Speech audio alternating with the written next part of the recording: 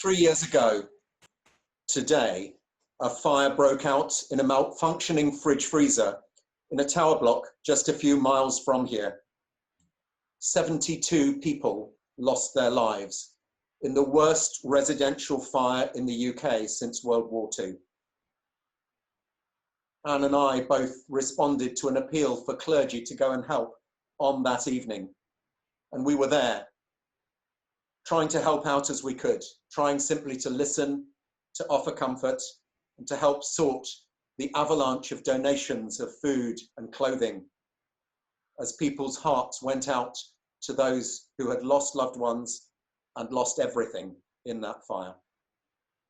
The Grenfell fire happened in the wealthiest borough in London. And yet the council itself was aware of the poor quality of the housing and the need for investment. There had been a long-running campaign by Grenfell residents saying that the tower was unsafe. Most of those who died were from Black and minority ethnic communities, some from refugee backgrounds. 3 years on, their families are still waiting for justice, whilst the inquiry is stalled by smart-suited executives passing the buck and trying to absolve themselves of any blame. Just over 2 weeks ago, the first of the current wave of Black Lives Matter marches took place in London, starting at Trafalgar Square and symbolically ending just outside Grenfell Tower. To many of the protesters, the callous murder of George Floyd in Minneapolis, the lack of listening and justice for Grenfell's residents, and also, of course, the clear evidence that COVID-19 is far more dangerous if you're from a Black and minority ethnic background, are all subtly linked. They're part of a web of systemic and subtle racism deeply embedded both in the US and the UK. Today, as a white Christian minister, I want to address what for all of us is a sensitive subject of race and racism. And I'm aware that I'm treading in a minefield, and I've spent much of the last 2 weeks reading intensely, watching videos and podcasts, and also phoning up and listening to Black and Asian friends, including members of St. Mary's. I've been moved and sometimes quite shocked by the things I've heard. And so I've decided that I should speak out. I may get it wrong, please forgive me if I do, but one thing I've been told again and again by Black friends is that they are just tired. They are exhausted, and that they need their white friends to speak out and to fight this battle alongside them. They're exhausted at being on the receiving end, occasionally of direct racism, and much more often of subtle forms of discrimination, of cultural bias, of simply being passed over or left on the edge, and of the weight of institutional racism in society, in politics, in the media, in the justice system, in the police, even in the NHS. And I want to share a little bit of my own story, because each of us come to this with our own backgrounds. As most of you know, I was born in India, a white child in a majority Asian country. And as a child, I was pretty colorblind. My friends were from all backgrounds. My first girlfriend at the age of 6 was a little Indian girl. It was only much later I became aware of the fact that everyone who were in service roles, in more menial roles in my childhood, were from Indian backgrounds, and all the white people who I knew were being served. Cooks, gardeners, cleaners were all from Indian backgrounds. It was only much later that I became aware of my own unconscious bias because of what I had experienced as a child, and a deep, unintentional sense of superiority that had placed within me. Much later, after qualifying as a teacher, I went to Bradford and taught for some years in majority Muslim schools. In the first school I was in, there was explicit and overt racism in the staff room, from the white teachers towards the 95% of the children and their families who were from Pakistani and Bangladeshi backgrounds. I, along with one other young white teacher and the only Muslim teacher in the school, ended up eating our lunches in a classroom because we simply could not stand being in the staff room and hearing what we heard there. In the second school I taught in, I followed the RE syllabus, which then in Bradford was beginning to introduce a multi-faith understanding, and that alongside Christianity, children should learn about Islam, Hinduism, Sikhism, Buddhism, and Judaism. One parent, a white parent of a child in my class, came in and protested to the head teacher that I hadn't been teaching the English religion, and I was summoned in. The head teacher seemed to be siding with this parent, and I found myself asking the question, well, what exactly is the English religion that you want me to teach? Are you talking about Druids and Stonehenge? Because that's the only religion that England has ever produced. Christianity is, of course, an Asian religion in its origins. In the church I worshipped at, an Anglican church in the inner city, where the congregation was 99% white, and yet in a community that was 95% Muslim and Asian, I found forms of racism there too. I was invited to go and speak to the over 60s group, which had the wonderful name of the Silver Threads. And I was invited to do a slideshow, remember those? To talk about missionary work in India because of my background there. And so I did. I started with a slideshow of missionary work in India. And then I started changing the slides to show some of the shops and neighborhoods in Bradford, and talked about the mission that we have within our own community. And suddenly, these gentle elderly ladies were full of, we didn't ask them to come here, why don't they go home? And there was the overt racism within the church. When I came to Southall in 1991 to do a curacy at St. John's Church, like most young curates, I was asked to look after the young people, do the youth work.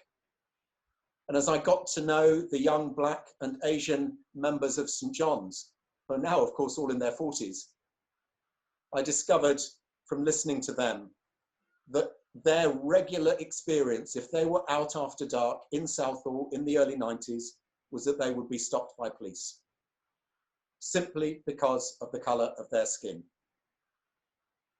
Last year, 2019, the statistics showed that if you are a young Black male in Britain, you're 40 times more likely to be stopped by the police than if you're white. I learned gradually through my experience that being colourblind as I was as a child is not enough. I had to be aware of my own white privilege, of the ways in which I didn't experience what my Black and Asian friends experienced. I had to become aware of my own unconscious bias. I had to become aware that we live in a country and in a culture that has institutional racism. All of this time, I was a committed Christian. And let's be very clear, there is no place for racism in Christianity. The Bible is explicit that every human being, male and female, Black and white, is made in the image of God. And therefore, every human being reflects something unique and beautiful about God. Racism is a form of blasphemy because it denies the image of God in another human being. This week, as Southall clergy, we met on Zoom and then consulted with the other denominations in Southall, Roman Catholic, Pentecostal, Baptist, all the other churches, Independent Asian, and together we have produced a statement as the Southall Council of Churches. I'm just going to read a short extract from it. As church leaders in Southall, we want to respond together to the current pain being expressed in our own country in the light of the appalling injustice of the death of George Floyd in the USA. As Christians, we want to express the heart of our Father in heaven, who grieves at all injustice resulting from racism. Racism of any kind denies the equality with which God imbued all human beings. As churches, we must feel the pain of any part of our body which suffers. We need to listen to the experiences of all our members who have been subject to racism at any point in their lives in order to truly love one another as Jesus loved us. The statement goes on longer. I won't read it all now.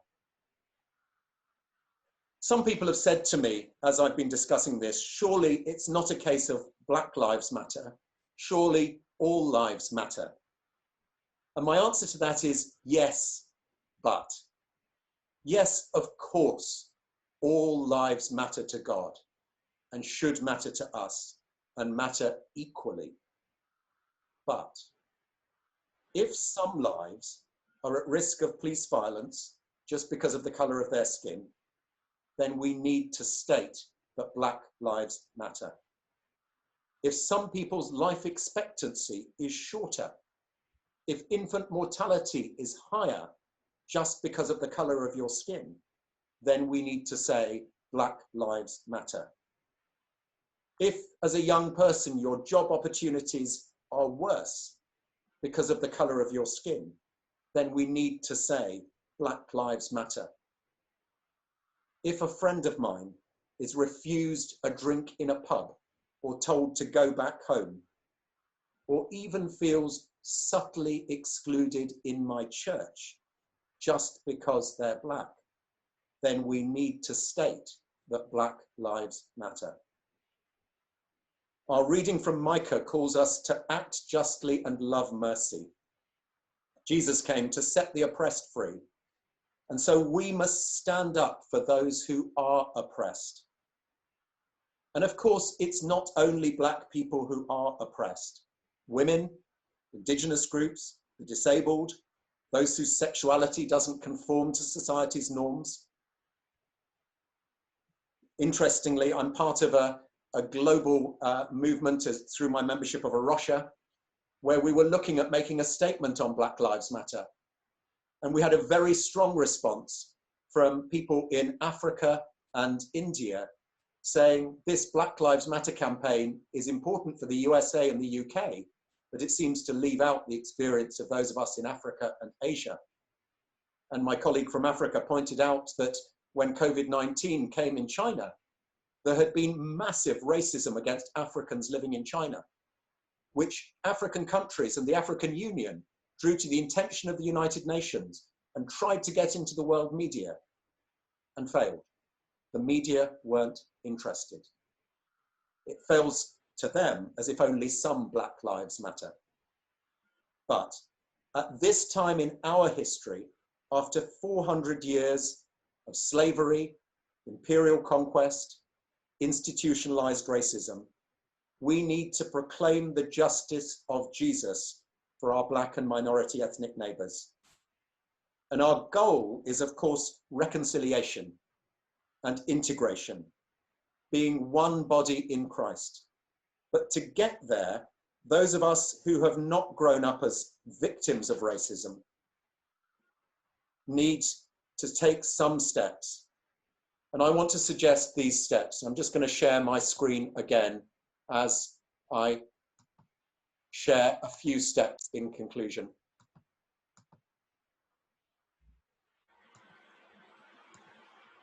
We need to listen, we need to learn, and we need to lament. We need to listen before judging. We need to listen before we speak out and criticize those who are on the streets demonstrating. I was really shocked by the violence yesterday in London. It's interesting, nearly all the violence was caused by right-wing extremists. The Black Lives Matter campaign told its members not to go onto the streets of London yesterday because of the right-wing protests that there were going to be. But we need to listen before we judge and speak out. Listen to those who say, I'm so tired. Listen to those who say, I'm angry because my parents, when they came to this country, suffered racism in silence. And I've suffered it all my life, and I now need to speak out. But I also need others to fight the battle for me. We need to listen to the experience and the stories and the pain of our Black and Asian friends. We need to learn. We need to study about Black history and race and slavery and injustice. I would encourage you, if you haven't already, to do some reading around the subjects of unconscious bias and institutional racism. What was it that made those other police officers stand and watch while one of their colleagues knelt on the neck of George Floyd for nearly 9 minutes? It was institutional racism and fear that meant that they felt they couldn't do anything in that situation. We need to listen to learn, and we need to lament, which is always the first biblical response to injustice.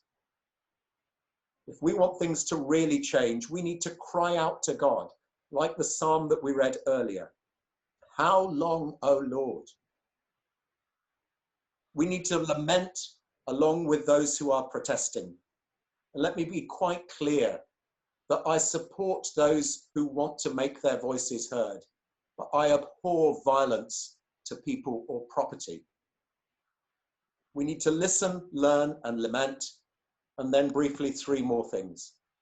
We need to challenge, to change, and to celebrate. We need to challenge ourselves personally and here at St. Mary's. I believe St. Mary's really does try to be a welcoming church. And people I've talked to have said that St. Mary's is very different now from how it was many years ago. It's moved positively a long way. But of course, we still have some way to go. We must make sure that St. Mary's is not a place where you're welcome if you become like us. We must make sure St. Mary's is a place where you're welcome as you are. We must challenge our leaders. As Southall clergy, we wrote to Bishop Peat this week, asking him to make a public statement, and he has done that now. We must challenge structures.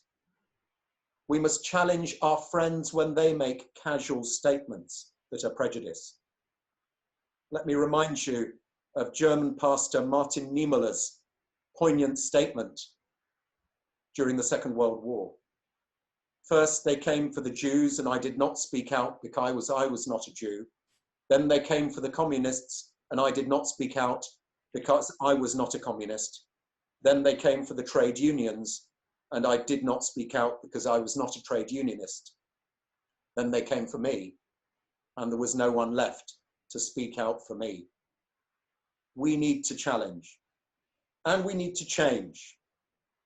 Change is always uncomfortable, but it is also necessary.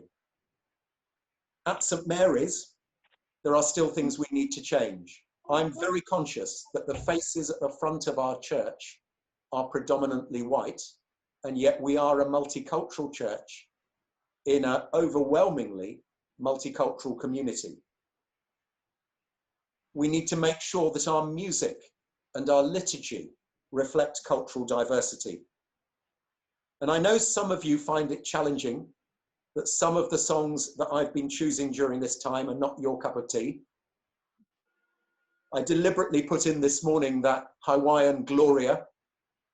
It's not traditional, and it's probably not my favorite out of the 3 different Glorias we've used during lockdown, but it's one that reflects a bit of cultural diversity.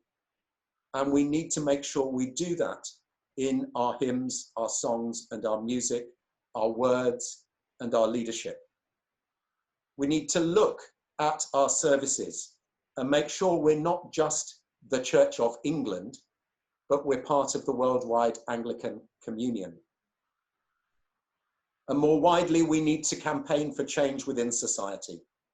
We may need to change how we vote sometimes, if our politicians are guilty of keeping the structures in place that embed racism in our society. We may need to change which newspapers we read, because some of our newspapers in the UK repeatedly stereotype and victimize those of Black and Asian backgrounds.